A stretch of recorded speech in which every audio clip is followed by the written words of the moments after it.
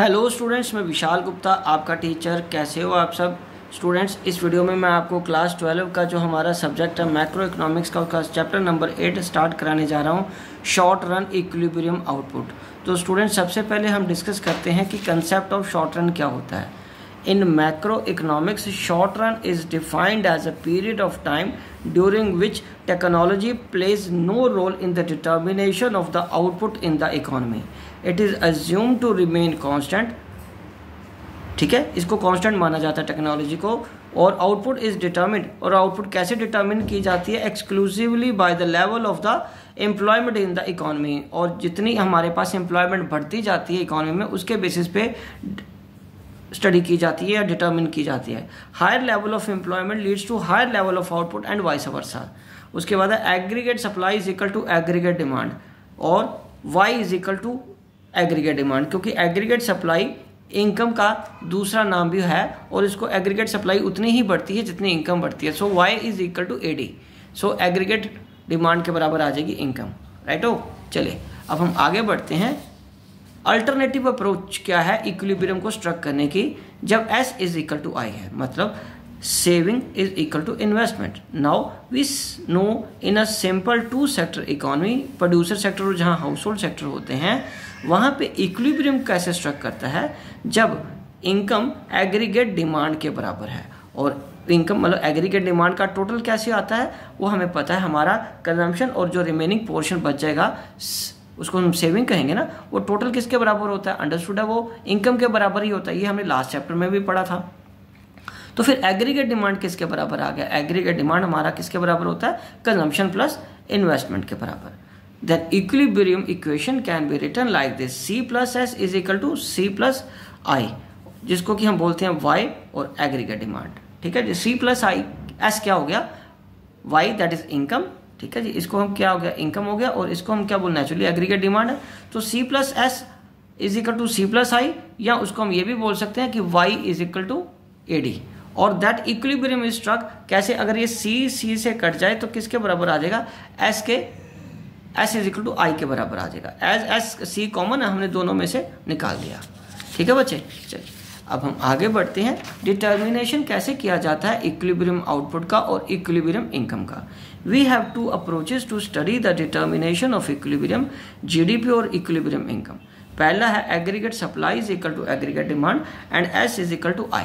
ठीक है जी, और इसमें अभी हम पहले AS is equal to AD ही स्टडी करेंगे। तो AS is equal to AD approach and equilibrium GDP और इक्विलिब्रियम इनकम हम कैसे डिटर्मिन कर सकते हैं? According to this approach equilibrium GDP और equilibrium income is achieved when AS is equal to AD।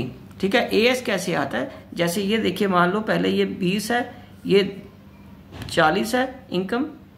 ठीक है जी, तो ये भी 40 के बराबर आ जाता है, फिर ये 80 आ गया, तो ये भी 80 के बराबर चला गया। ठीक है, जैसे जैसे हमारी इनकम बढ़ती जाती है वैसे वैसे हमारा सप्लाई बढ़ता जाता है। और AD अप्रोच में यदि हम बात करें तो इसमें जो हमारी केन्स की थ्योरी है उसमें ये स्टडी में ये है कि इन्वेस्टमेंट एक कांस्टेंट होता है, कि एक particular minimum level of investment होती ही होती है। ठीक है, और उसके बाद ये C फंक्शन की डायग्राम कैसे बनेगी?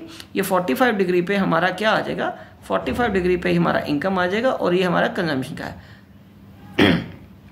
ओके जी, तो ये डायग्राम बिल्कुल वही है जो हमने पिछले चैप्टर में भी स्टडीज करी थी। ठीक है बच्चे, उसके बाद C and I function combined कैसे शो किया जा सकता है? ये वाला हमने Y एक्सिस पे ले लिया C एंड I, और X एक्सिस पे ले लिया इनकम को। ओके बच्चे, और उसके बाद ये हमारी जो लाइन है it's parallel to X axis, इसको हम क्या बोलेंगे? इन्वेस्टमेंट। और Y किसके बराबर है? 45 डिग्री के। ठीक है, और ये क्या आ गया? C कंजम्पशन फंक्शन, और ये क्या आ गया? C plus I is equal to AD। Okay जी, और उसके बाद इक्विलिब्रियम GDP और equilibrium income. Equilibrium GDP and equilibrium income को हम क्या बोलेंगे? इनकम क्या होती है? 0, 20, 40, 60, 80, 100, 120, 140। कंजम्पशन क्या होती है? 30, 40, 50, 60, 70, 80, 90, 100। ये हमने ये ले ली, और एजम्पशन है हमारे पास यहाँ पे कि इन्वेस्टमेंट हर बार इकोनॉमी में कितनी आ रही है? 20। और C प्लस I, इसको दोनों को ऐड करते जाओगे तो ये हमारा C प्लस I बनता जाता है। ठीक है बच्चों, ये C प्लस I हमारा बनता जाएगा, इसका एडिशन। ओके जी, तो चलिए अब हम आगे बढ़ते हैं। इक्विलिब्रियम GDP और इक्विलिब्रियम इनकम। तो इक्विलिब्रियम GDP में और इक्विलिब्रियम इनकम में कैसे आएगा, ये हमारा 45 डिग्री है, ये इनकम है, ये aggregate supply equal to aggregate demand आ गया, ये हमारा क्या है y और ये c आ गया। ठीक है, इसमें हमारा कौन से पॉइंट पे कट रहा है, 100 फॉर एग्जांपल हमने यहाँ पे लिया है और ये इसका डाटा सेट मैंने ये बनाया हुआ है जिसमें हमारा वही सेट है, लेकिन हमारा ये 100 इनकम है और 100 ही हमारा एडी है। ओके जी, ये बिल्कुल डाटा वही है जो हमने पिछले चैप्टर में भी इसको बेस लिया था। आपको मैं बार बार एक ही डाटा इसलिए लिखवा रहा हूँ ताकि हम एक ही चीज़ को याद रख सकें।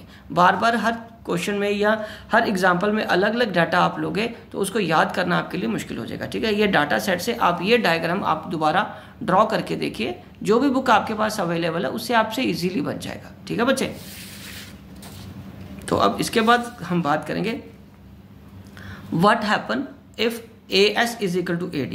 When AS is more than AD, that is AS is greater than AD, supply of goods and services in the economy tend to exceed their demand. As a result, some of the good would remain unsold. To clear unwanted stock, the producer plan करेंगे cut करने का production में, क्योंकि supply ज़रूर से ज़्यादा है इस वक्त। Consequently, AS will reduce to become equal to AD, और उसके नतीजे में क्या होगा कि AS कम हो जाएगा, AD के बराबर आ जाएगा। This is how AS adjusts itself to AD. Briefly, equilibrium is resorted through a change in the output or a change in the Y. Okay बच्चों, और उसके बाद what happens if AS is equal to AS is less than AD के। ठीक है, पहले हमने कौन सा केस किया, AS is greater than AD, मतलब जहाँ पे AS हमारा ज़्यादा है, और इस केस में दूसरा है कि क्या होगा जब हमारा एग्रीगेट डिमांड एग्रीगेट सप्लाई के से ज़्यादा है। So when AS is less than AD, supply of goods and services in the economy tend to be less than their demand. इससे डिमांड से कम जब हो जाता है, इससे क्या होता है जो एग्जिस्टिंग स्टॉक होता है प्रोड्यूसर का वो सारा बिक जाता है और प्रोड्यूसर लॉस सफ़र करता है and avoid the loss of unfulfilled demand.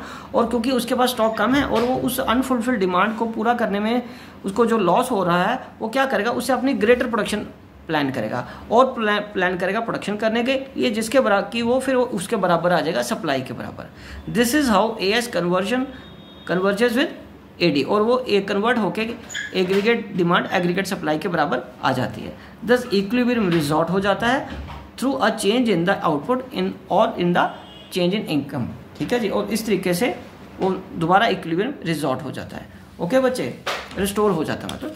तो यहाँ पे अभी हमने AS और AD अप्रोच को अंडरस्टैंड किया उसके स्केड्यूल्स और डायग्राम के साथ। अब हम बच्चे जो बात करेंगे वो हम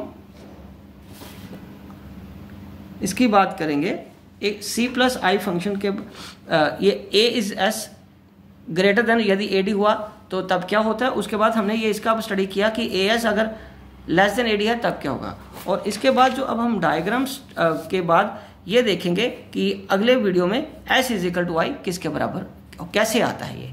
ठीक है जी, तो बाकी इस पोर्शन को हम कंटिन्यू करेंगे नेक्स्ट वीडियो में। ओके जी, डन।